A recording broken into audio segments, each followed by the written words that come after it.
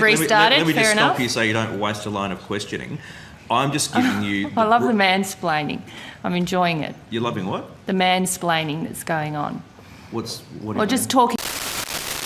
Have you ever felt like men and women are living in entirely different worlds? Dorothy Smith argues that it's not just a feeling, it's a fundamental reality. And it goes even deeper. The male world is actually dominating the female world through a specific way of communication. The male world is all about regulating others, while the female world is about regulating oneself. This idea is more than just a social media post claiming that the so-called patriarchy oppresses women. Smith actually explains how women get dominated. Dorothy Smith noticed something crucial.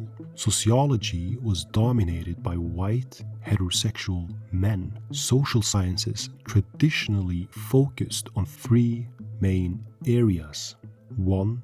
The consequences of industrialization of Western society, like suicide rates or the breakdown of Christianity. 2. Issues concerning the cultural majority, like how to maintain the collective identity and resist change. 3. Social sciences mainly studied male-dominated arenas like the economy, politics, justice system, and the media. The challenges of disadvantaged groups, especially women, but also ethnic and sexual minorities, were sidelined and treated as unimportant. But if all social scientists are white, heterosexual men, then the knowledge they produce only reflects their experiences and perspectives. This is where Smith's concept, standpoint theory, comes into play. Standpoint theory is an idea about knowledge itself. It's an epistemological framework, meaning it deals with what counts as valid knowledge. The core idea of standpoint theory is that there is no such thing as an objective truth. All so-called truths are shaped by the social position of the people who produce them. As Smith puts it, there is no point of nowhere, no neutral standpoint from which to view the world. But standpoint theory faces a major problem, often called the problem of relativism. If all truths are relative, then isn't that statement itself also just a relative truth? I'll let you be the judge of that. In feminist sociology, society is divided into two worlds, the official world and the unofficial world. The official world is where jobs are done, laws are made, and scientific discoveries happen. It's the world of men. The unofficial world is where everyday life unfolds. Shopping, chatting with neighbors, taking the kids to school, keeping your room in order.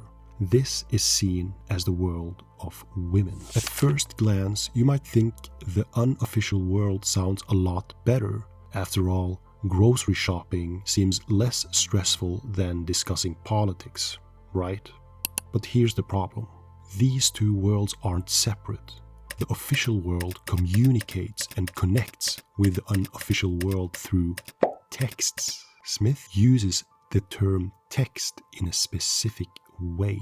Text refers to any fixed carriers of information, laws, radio broadcasts, movies, paintings. These texts are how the dominant male world of the official sphere controls and influences the unofficial world. Think about it. Laws dictate behavior, movies shape cultural perceptions, and books guide our beliefs.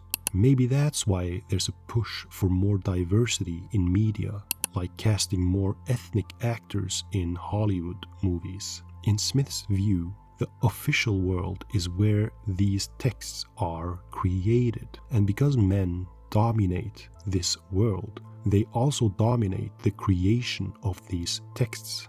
This leads to a conclusion. Access to power and influence is located in male-dominated arenas, and this is how men are dominating women. Furthermore, Smith critiqued the male approach to social science for its focus on numbers and statistics, which she saw as dehumanizing. Instead, she argued for studying society from the ground up. This means starting with everyday human behavior, small-scale, observable actions, and then connecting those observations to larger social structures. But is Smith's theory still relevant and correct when it comes to modern societies? Let me know in the comments.